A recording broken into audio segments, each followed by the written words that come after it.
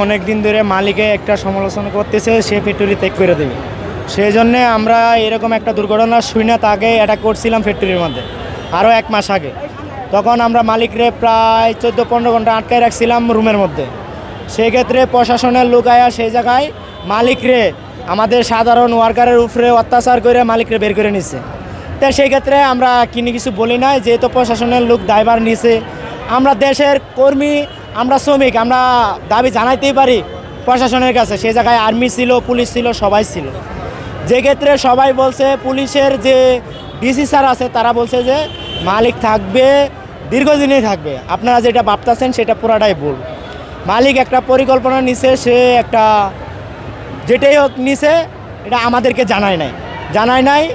এরকম সমালোচনা করতে করতে আমাদের ফ্যাক্টরির যে মালামাল ছিল সে রাত্রে বের করে নেয়।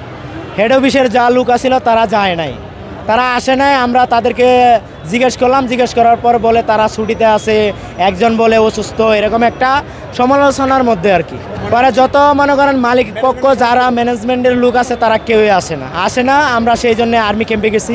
আর্মিরা বলছে যে আপনারা যেহেতু আসছেন, সেক্ষেত্রে মালিকে পলায় যায় নাই, মালিকে বাইরে গেছে।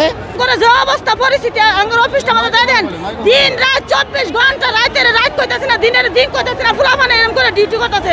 অথচ আমরা রাস্তা টানছি, আঙ্গুর সেনাবাহিনীরা পুলিশটা বাইরে ওই রাস্তাটা দৌড়াইলো। এখন আমরা এই রাস্তাতে আছি, এই রাস্তা তো হারাই যাচ্ছে, ওই রাস্তা থেকে গ্যাস ছাড়তেছে, যেমনি খুশি হেমনি ফিরাইতেছে। হ্যাঁ, ওই পাশে সব লোকেরা পুরা দৌড় ফেলে এই রাস্তার মধ্যে আইলো। এক্সট্রিম মশার কয়েল প্ল্যান্ট ফাইবার দিয়ে তৈরি, তাই সহজে ভাঙে না, সুগন্ধিযুক্ত ও নিরবিচ্ছিন্নভাবে জ্বলে। ডেঙ্গু, চিকুনগুনিয়া বাহি সহ যে কোনো মশার বিরুদ্ধে দেয় এক্সট্রিম সুরক্ষা। কি পাইছে মালিক আমগর?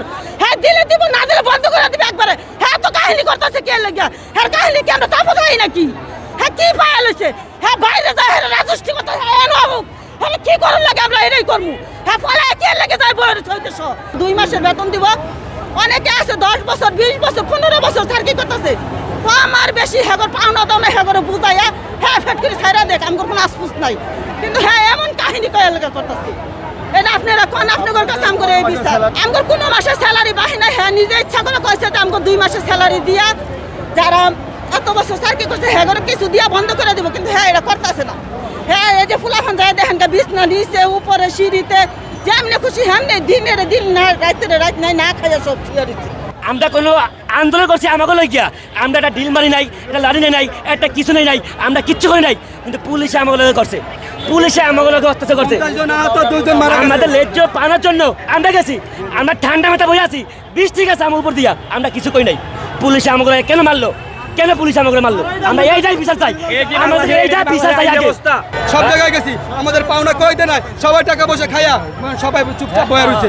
সব বাংলাদেশ সবাই জানে যে আমরা পাবো, তারা কই লিখিত নেয় না, আমাদের টাকা দেবো কেউ রিস্ক নেয় না। গার্মেন্টস দিয়া বাংলাদেশ চলে, গার্মেন্টস দিয়া আমাদের এই অবস্থা। এই মালিকের পক্ষে সবাই কথা কয়, শ্রমিক ঠিক আছে, কোটি কোটি টাকার মালিক টাকা না করলে মালিক পকেটে টেনে না, 350 কোটি টাকা বিক্রি করে নিয়ে গেছে টাকা। শ্রমিকের আজকে বাংলাদেশে অনেক ব্যবসা আছে, প্রতিষ্ঠানে টাকা পয়সা দিতে পারে।